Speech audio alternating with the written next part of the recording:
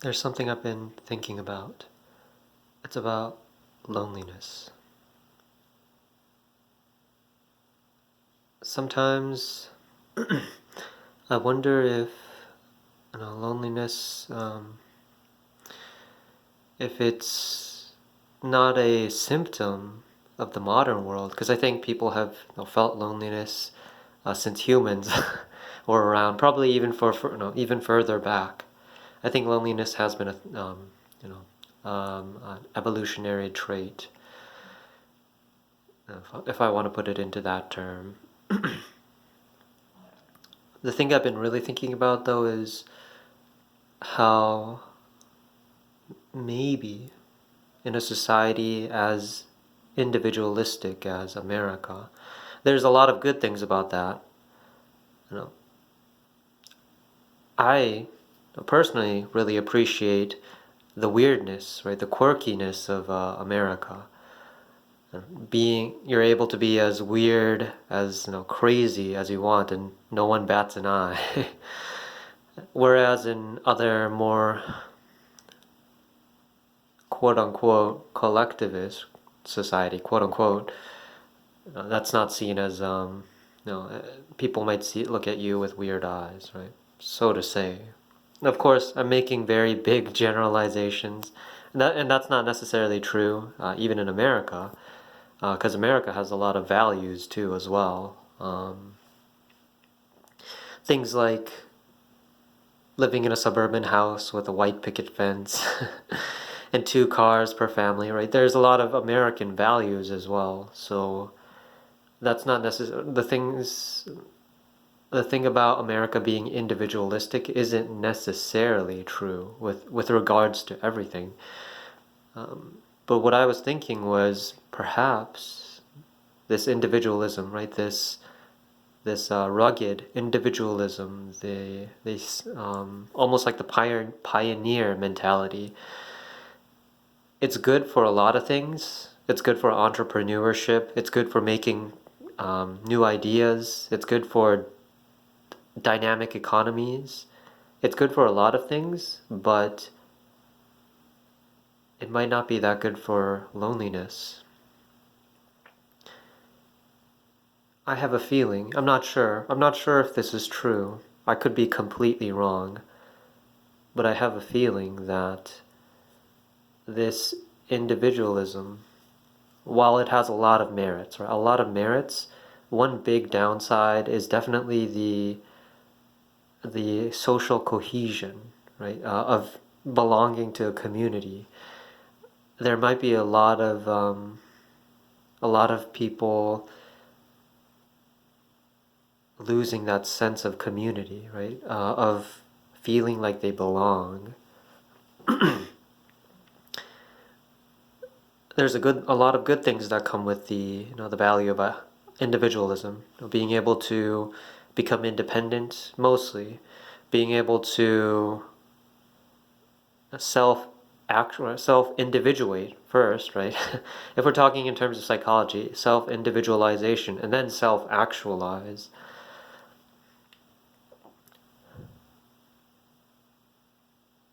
And I believe, I don't have the statistics on this, so don't quote me on this. Someone please fact check this. But I believe Americans are maybe, it might be, well, I believe Americans are the people who move the most out of any country in the world. So they move houses, I believe. I could be wrong, though. I could be wrong on that. So.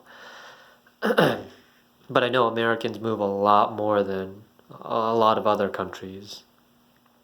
So there's a lot of mobility. There's a lot of a freedom of expression, right? Freedom of speech, freedom of expression.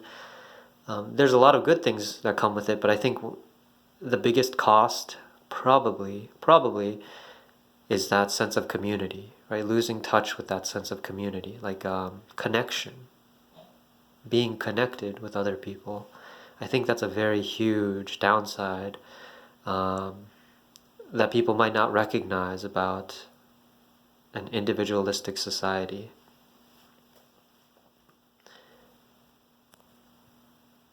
And the bigger thing I thought about, and this is something that I've been feeling and thinking about too, especially with the pandemic, being locked down, not being able to see my friends, and just being stuck at home. It's been really tough to deal with that. Even as a person that's not so that's not so that doesn't enjoy like big parties or big places that much. I don't really get that much joy out of me personally. I don't get that much joy out of going to big arenas or big concerts. They're good once in a while, but other people enjoy them way more than way more than me. But even for me, right, not being that extroverted, right, not being that extroverted, um, even I felt quite isolated. Um, so I think I might be, like, I'm just assuming, but there might be a lot of quiet suffering going on, right? A lot of loneliness going on. And of course, there's things like Zoom, there's things like online video games, there's social media, there's a lot of things that kind of help bridge the gap, but it's still nowhere near realistic enough, right? It's nowhere near um, close enough. It doesn't feel the same as being right being with a person, being right next to a person. It doesn't feel the same yet. Maybe in 50 years, maybe in 100 years, we'll have something very realistic. But for now, the human touch, the human connection is still so um, it's so it's such a deep need.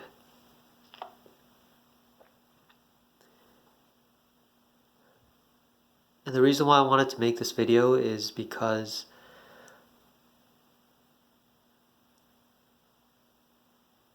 I've been kind of thinking a lot about what it actually means to be lonely. So I want to make a distinction. There's a distinction between loneliness and solitude. The loneliness is not being able to, well, it's involuntary. You don't really choose to be lonely. But solitude is you choose to be solitary, right? Like a monk meditating in a cave, like a person trying to find themselves, um, or transcendentalists, romanticists, right? All about finding yourself, right? Looking internally into your own world. And the reason why I talk about that is because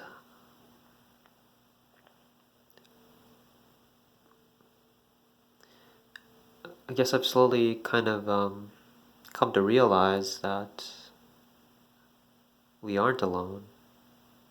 As as cliche as that sounds, none of us are alone.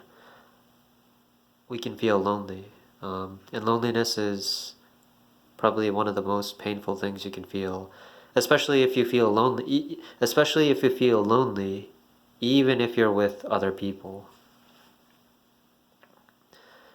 Just like that quote from Robin Williams, right?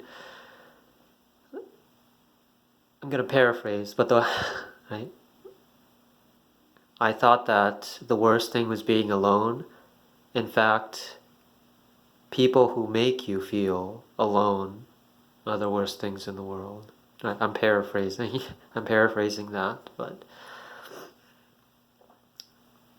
I really thought about how loneliness is kind of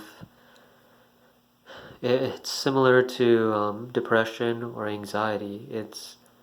And it's a feeling that everyone feels. It's a very human emotion. That isn't to say some people suffer more than others, right? That's not to say, it's easy to solve or that it's difficult to solve, right? Conversely, it's just to say it is a very universal emotion. And just to kind of remind everyone, mostly to remind myself, this is almost like a reminder to myself that I'm not alone in feeling that I'm alone sometimes. And really what I really remind myself of is how connected everything is, how truly connected everything is. There's things that we can choose on our own, right? There's a lot of power in choice and being able to choose how to act. This comes to the idea of Viktor Frankl, right? Between stimulus and response, there is a choice. And having that choice is, or having that breathing space is one of the most important things that I've ever learned, and I'm still learning. But the reason why I say that is because this loneliness, one, it's just a feeling. That isn't to say it's not important, right? Feelings are important, but it's important to be able to understand why, right? To understand why I feel that way, and more importantly, to be able to recognize I would call it illusions that I place myself under. So whenever I'm feeling lonely, I try to remind myself of how connected the world is. When I take a look at my food, I was eating an apple earlier, and someone had to grow that food, right? Someone grew that apple tree, someone harvested that apple, someone shipped it over here, and then I got to eat it, right? The food connected all of us together. I don't know who, right? I don't know who grew that apple. I don't know who transported that apple, but that apple connected all of us together in some way.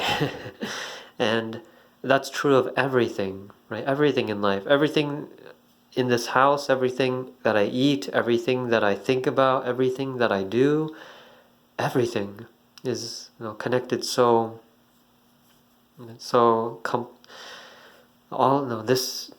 life is so extraordinarily complex, right? It's an intricate weaving of all the things coming together. I wish I could shake the hands of everyone who's helped make my life better, right? The people who grow my food, the people who made my house, the people who gave me an education, the people who gave me philosophies to live a fulfilling life, all the people who've helped me directly or indirectly in life. But that would be that would be impossible. Some of those people have passed away long ago, and those people would be uncountable. We affect each other in so many ways, in so many subtle, imperceptible, invisible, unseeable ways.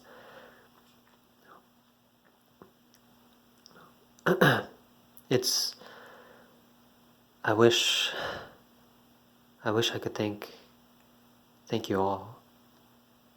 Thank you for listening to this.